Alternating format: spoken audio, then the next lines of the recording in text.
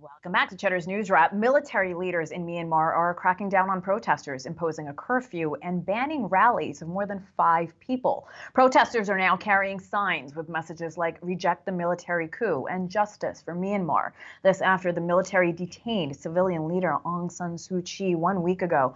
The U.S. now labeling this a military coup, some saying Myanmar's test of democracy is over. Joining us now, Hagar Chemali, host of Oh My World on YouTube and former spokesperson for the U.S. mission to the UN, and of course, great friend of the show. Hagar, welcome back. Always great to see you, my friend. What is the significance here of the U.S. calling this a coup? Thanks, Hannah. It's great to see you. Listen, when the United States government officially calls something a coup, it means that any foreign assistance or aid that we have that goes to that country is automatically halted. And so that's good, obviously. But the thing that does do is also free up the decision of how to use that aid. Should the United States now use that financial aid to support civic society groups or threatened minorities like the Rohingya in Myanmar? So that's something that they're going to be figuring out. We're seeing so many headlines coming out of Myanmar for the last few months, really, certainly the last few weeks. But I don't think a lot of us here in the U.S. know exactly what's happening, Hagar. So can you put into perspective just how important the situation in Myanmar is? Yes, so I know it's a lot to swallow in.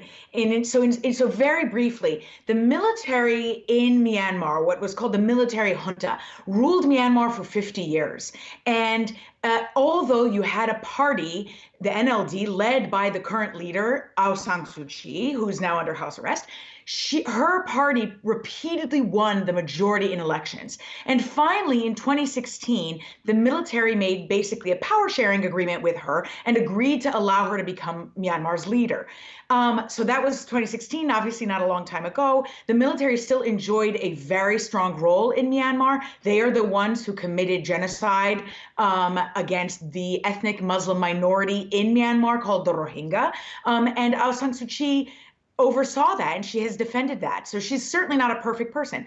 That said, they were not really pleased with the most recent November elections, where Aung San Suu Kyi won again the vast majority in the landslide, her and her party, and it probably pissed the commander-in-chief off, and so he then pursued this military coup. Now, the United States, the reason this matters is because the United States has a vested interest in Myanmar's democracy. We've been involved in it for a long time. We had sanctions a long time ago, and they were lifted in large part because in 2016, this quasi-democracy had been achieved. And so now President Biden has said he's going to look again at reimposing those sanctions against the military elite. Thank you for explaining that so concisely. I know that wasn't easy in the allotted time we have, Hagar. We are seeing the images of protesters carrying signs. We showed that a few moments ago. Does the majority of the population in Myanmar support the military, or are they supporting the move to democracy? No, the vast majority do not want the military there. In fact, 85% of the population voted for Aung San Suu Kyi's party in November. And so, I mean, it's not even a question, right? But what you did have is after that election that happened in November, the military said, and this may sound familiar, the military said it was rigged with fraud, that the election should have been not validated, and that they wanted to open an investigation, even though the investigations showed that there had been no fraud. And so that they created the foundation for them to then pursue this military coup. And what's fascinating is that they did it in the old style. I mean, you don't see military coups done this way anymore, right? They rolled in their tanks. They detained a number of government officials. They've now placed a moratorium on peaceful protests. This military is not good news. When they ruled before, they were human rights abusing thugs. They quashed any dissent and political freedoms, and they were very corrupt, right? Benefiting their own military elite. And so I expect to see a return of that. Hagar, who is actually leading the country of Myanmar currently, and what happens next? Well, Aung San Suu Kyi is under house arrest. And so I don't know that there's much she can do while she's under house arrest. And a number of her government colleagues have also been detained. Some have been released since the military did this coup 1 week ago, but they're not the ones ruling right now. Ostensibly, the military is saying that they're ruling. The problem is you have protests that are ongoing. They have taken on the Hunger Games sign like this, which is something that you've seen in the protests in Thailand as well. And so they're trying to appeal. And the military, they are, although they used to be in power a very short time period ago, even though that was only a short time period ago, the country is very different now than it was when they were in power, right? So the whole country is on social media, they're online, everything is much more online and internet based and automated. And so when the military shut down the internet, when they did the coup, they found that very shortly after they had to put everything back on because of banking and ATMs and so on. So it's a very different scenario for them to take over. And that's why you have these protests now. The problem is, this military seems to be doubling down, right? They've already responded to the protests with water cannons and with moratoriums. So I don't expect them to give in too easily to going back to how things were.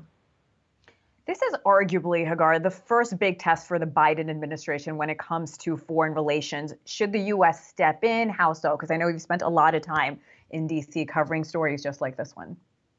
I agree. Well, thanks for asking it. So this is absolutely one of the first or the first crisis for President Biden to tackle.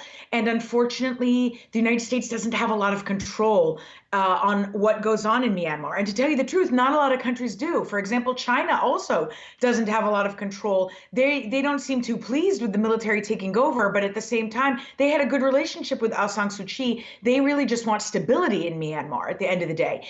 And so what the United States can do, aside from those sanctions that I talked about, is they can redirect aid to civil society and to the Rohingya to help them voice themselves, to help protect them, to help allow them to organize themselves and so on.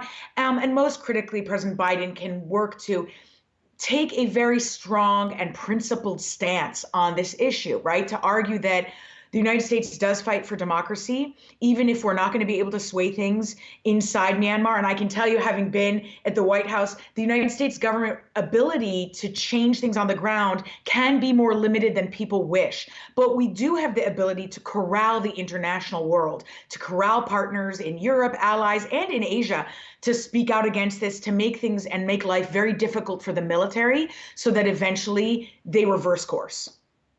We always appreciate your experience and insight on this show, Hagar. We hope you come back. We're huge fans. Hagar Chemali, host of Oh My World on YouTube and former spokesperson for the U.S. mission to the UN. Hagar, thank you again.